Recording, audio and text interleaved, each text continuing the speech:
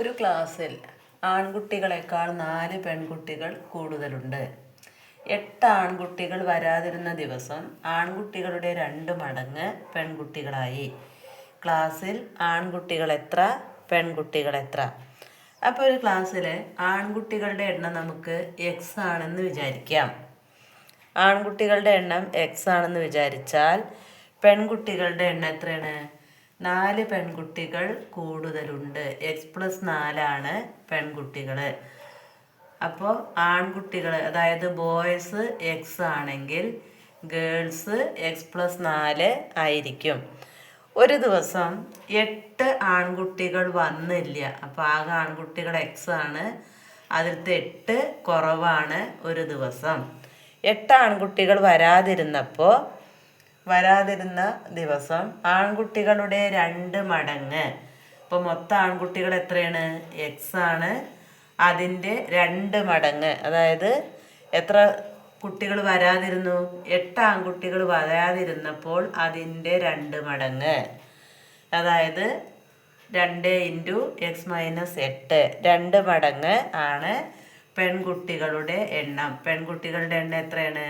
x+4 8 ആൺകുട്ടികൾ വരാതിരുന്നപ്പോൾ, ആൺകുട്ടികൾ X ആണെങ്കിൽ 8 ആൾ വരാതിരുന്നാൽ x-8 ആണ്.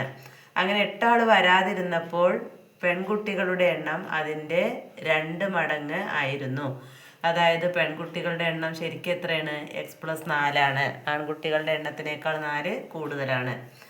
ഇനി ഇതിന്ന് നമുക്ക് എക്സിൻ്റെ വില കണ്ടാൽ എത്ര ആൺകുട്ടികളുണ്ട്, എത്ര പെൺകുട്ടികളുണ്ട് എന്ന് കാണാം. നോക്കാം. 2 × x-8. ഈ 2 x-8 മുഴുവനും ബാധകമാണ്. അപ്പോൾ 2 × x-8 2x - 2 × 8 16 സമം എത്ര കിട്ടും? x+4. ഇനി ഈ എക്സിനെ ഒരു വശത്തേക്കും സംഖ്യകളെ ഒരു വശത്തേക്കും കൊണ്ടുവരാം. അപ്പോൾ 2x, ഈ എക്സ് ഇങ്ങോട്ട് കൊണ്ടുവരുമ്പോൾ -x സമം ഇവിടെ 4 -16 ഇങ്ങോട്ട് വരുമ്പോൾ +16 എന്ന് കിട്ടി. 2x എക്സ് പോയാൽ 1x സമം 4 + 16 20. അപ്പോൾ എക്സ് സമം 20. എക്സ് എന്ന് പറയുന്നത് എന്താ? ബോയ്സ് ആണ്, ആൺകുട്ടികൾ. അപ്പോൾ ആൺകുട്ടികൾ 20 എന്ന് കിട്ടി.